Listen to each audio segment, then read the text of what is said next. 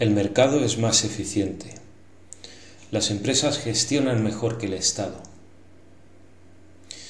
Estos dos argumentos creo que los habréis escuchado. En España las antiguas empresas públicas se privatizaron, pasando de ser de todos a ser de unos cuantos inversores. La lógica detrás de este tipo de decisión viene a ser la siguiente. La empresa está mejor gestionada por un profesional de la gestión que por un burócrata o funcionario. Una empresa mejor gestionada genera más beneficios y reduce sus costes, lo que también se traduce en mejores productos o servicios para el consumidor. Insisto, esta es la lógica. Desde este punto de vista se nos dice que el mercado, como mecanismo regulador, es más eficiente que el Estado. Y aquí nos vamos a detener un poco. Mecanismo regulador. En economía política hay dos grandes paradigmas que sostienen tesis contrapuestas. Uno propone al Estado como mecanismo regulador y de protección, lo que se traduce en leyes que ordenen el funcionamiento de la economía, por ejemplo, leyes de protección laboral, salario mínimo o la reasignación de recursos a través de los impuestos. Pensad que los impuestos tienen dos funciones. Una es recaudatoria y la otra es básicamente de redistribución de los recursos. A quien gana poco la declaración de la renta le sale a devolver. Quien gana mucho paga más. Los impuestos además son progresivos, lo que significa que quien gana más paga un porcentaje mayor sobre sus ingresos, hasta el 45%. Con los impuestos además se financian servicios básicos como la sanidad, la educación o el alumbrado público, sin los cuales, simple y llanamente, no disfrutaríamos de todo lo que asociamos a la civilización. El otro paradigma propone al mercado como mecanismo regulador. Bajo este paradigma los recursos los asigna el mercado. Por ejemplo, el salario depende del valor que para el mercado tiene cada trabajador. Así una empresa pagará sueldos altos para atraer talento en sus puestos directivos y sueldos más bajos donde no sea necesaria una gran especialización o habilidad.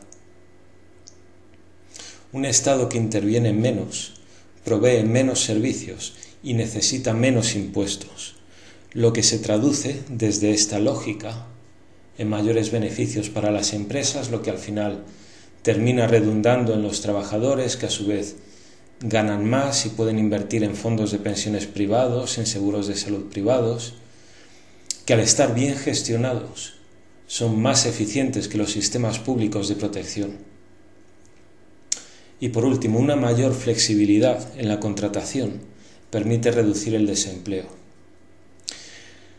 Esta es la lógica y estos son los argumentos. Estos son los dos paradigmas que a grandes rasgos se corresponden con los dos grandes sistemas políticos que han existido desde inicios del siglo XX, capitalismo y socialismo.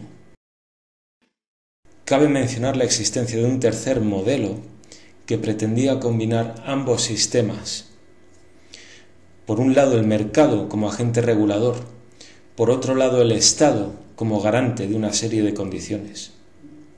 Por un lado libertad política y económica, por otro lado una serie de regulaciones para evitar grandes desigualdades.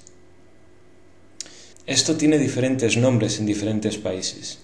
Estado del bienestar, edad dorada del capitalismo. En el Reino Unido recibe el nombre de consenso de posguerra, por tener lugar en el periodo entre el final de la Segunda Guerra Mundial y la crisis del 73. Vamos a detenernos ahí, en el Reino Unido. Durante la Segunda Guerra Mundial, ciertos procesos democráticos se interrumpieron en el Reino Unido. No hubo elecciones y el partido que estaba en el poder, el Partido Conservador de Churchill, compartió el gobierno con el segundo partido, el laborista, que suspendió su labor de oposición parlamentaria. Acabada la guerra en Europa, las elecciones dieron el poder a los laboristas, que construyeron el Sistema Nacional de Salud y pusieron en marcha una serie de regulaciones que crearon lo que conocemos como estado del bienestar. La gente mayor recuerda que no había pobres en las calles. Los impuestos eran muy altos. Había vivienda pública construida por los ayuntamientos. Los sindicatos tenían mucho poder, etc. El Partido Conservador entonces no cuestionaba ese modelo, y es por eso por lo que se habla de consenso de posguerra.